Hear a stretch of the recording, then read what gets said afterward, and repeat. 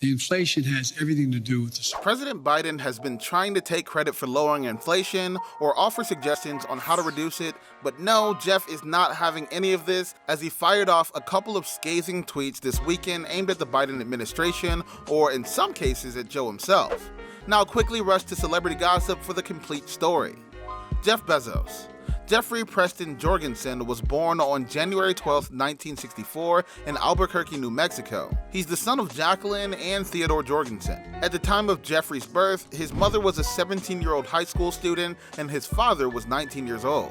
Theodore Jorgensen had ancestry from Denmark and was born in Chicago to a family of Baptists. After completing high school, despite challenging conditions, Jacqueline attended night school while bringing Jeffrey along as a baby. After his parents divorced, his mother married Cuban immigrant Miguel Mike Bezos in April 1968. Shortly after the wedding, Mike adopted 4-year-old Jeffrey, whose surname was then legally changed from Jorgensen to Bezos. After Mike had received his degree from the University of New Mexico, the family moved to Houston, Texas so that he could begin working as an engineer for Exxon. Jeff Bezos attended a Montessori school in Albuquerque, New Mexico when he was 2 years old. He also attended River Oaks Elementary School in Houston from 4th to 6th grade. Jeff's maternal grandfather was Lawrence Preston Geis, a regional director of the U.S. Atomic Energy Commission, AEC, in Albuquerque. Geis retired early to his family's ranch near Cotulla, Texas, where Jeff would spend many summers in his youth. Jeff later purchased this ranch and expanded it from 25,000 acres to 300,000 acres. Jeff has always displayed scientific interest and technological proficiency, and once rigged an electric alarm to keep his younger siblings out of his room. The family moved to Miami, Florida, where Jeff attended Miami Palmetto High School. While Jeff was in high school, he worked at McDonald's as a short-order line cook during the breakfast shift. Jeff Bezos attended the Student Science Training Program at the University of Florida. He was high school valedictorian, a National Merit Scholar, and a Silver Knight Award winner in 1982. In his graduation speech, Jeff told the audience he dreamed of the day when mankind would colonize space. A local newspaper quoted his intention to get all the people off Earth and see it turned into a huge national park. In 1986, he graduated summa cum laude from Princeton University with a 4.2 GPA and a Bachelor of Science in Engineering degree, BSE, in Electrical Engineering and Computer Science. He was also a member of Phi Beta Kappa.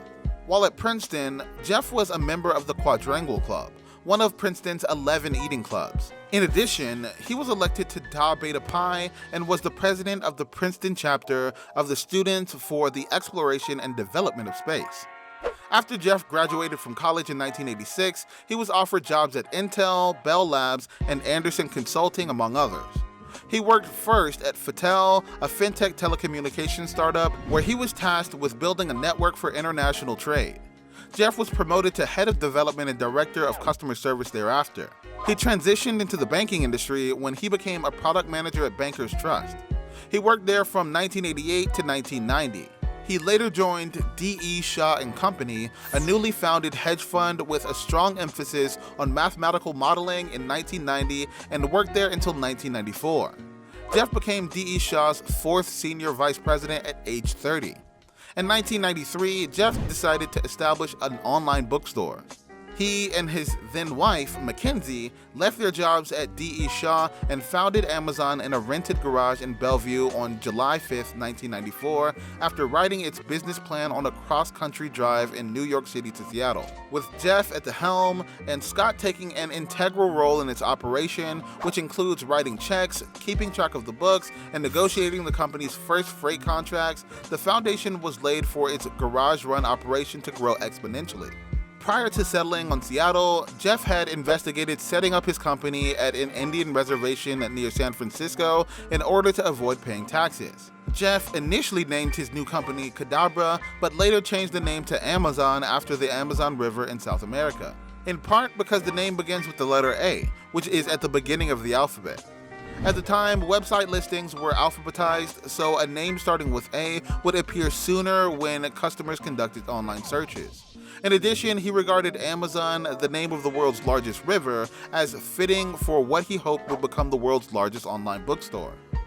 Although Amazon was originally an online bookstore, Jeff had always planned to expand to other products. 3 years after Jeff founded Amazon, he took it public with an initial public offering IPO.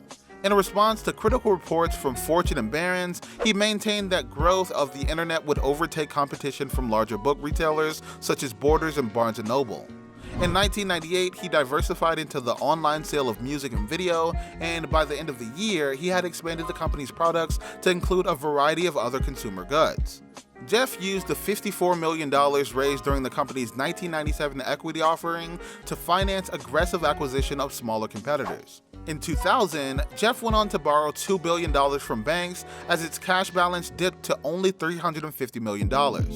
In 2002, Jeff led Amazon to launch Amazon Web Services, which compiled data from weather channels and website traffic. In late 2002, rapid spending from Amazon caused it to be financially distressed when revenue stagnated. After the company nearly went bankrupt in 2002, he closed distribution centers and laid off 14% of the Amazon workforce. And in 2003, Amazon rebounded from financial instability and turned a profit of $400 million. In November 2007, Jeff launched the Amazon Kindle. According to a 2008 Time profile, Jeff wished to create a device that allowed a flow state in reading similar to the experience of video games. In 2013, Bezos secured a $600 million contract with the Central Intelligence Agency, CIA, on behalf of Amazon Web Services. Then, in October of that year, Amazon was recognized as the largest online shopping retailer in the world. That's interesting, right? Jeff Bezos takes aim at Biden's misdirection on inflation. Amazon founder Jeff Bezos took to Twitter again on Sunday to criticize the Biden administration's approach to inflation, accusing it of injecting even more stimulus into an already overheated economy and asserting that inflation is the most harmful to the poor. Only U.S. Senator Joe Manchin saved them from themselves. President Joe Biden's nearly $2 trillion COVID-19 bill passed last year, and the role Manchin took in limiting aid. Inflation is a regressive tax that hurts the least affluent. Misdirection doesn't help the country, Bezos tweeted, speaking to the U.S. Jeff's statement accompanied a retweet of a Saturday tweet by the neoliberal project that said the United States deficit is decreasing because we're not doing pandemic aid anymore, and federal receipts are up because of inflation. Congress or the Biden administration didn't do anything to lower the deficit. Could it be that Biden hasn't figured out how to handle the inflation? Jeff's tweet was a response to a Saturday tweet by President Joe Biden stating that the U.S. is on track to cut the deficit by $1.5 trillion this year. It matters to families because reducing the deficit is one of the main ways we can ease inflationary pressures, Biden tweeted. From the look of things, it seems Jeff is not pleased with this development at all, as on Friday he accused Biden on Twitter of misdirection for saying that inflation could be curbed by making wealthy corporations pay their fair share.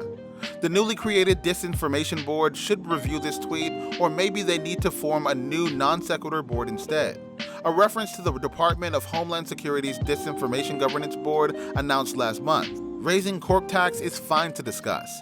Taming inflation is critical to discuss. Mushing them together is just misdirection, Jeff tweeted. Manchin, often referred to as a centrist or conservative Democrat, has been accused of blocking key aspects of the Biden administration's agenda. Among other accomplishments, he insisted that COVID stimulus checks be denied to childless single filers earning $80,000 or above rather than $100,000 or above. More recently, Manchin voted with Republicans to block a bill that would have codified abortion rights. That bill failed 49-51. Well, from the look of things, it seems Manchin is the major problem in Biden's administration. Now, how do you think Biden should handle this inflation? Is Jeff right by choosing to attack Biden directly? Drop your thoughts and answers in the comment section below.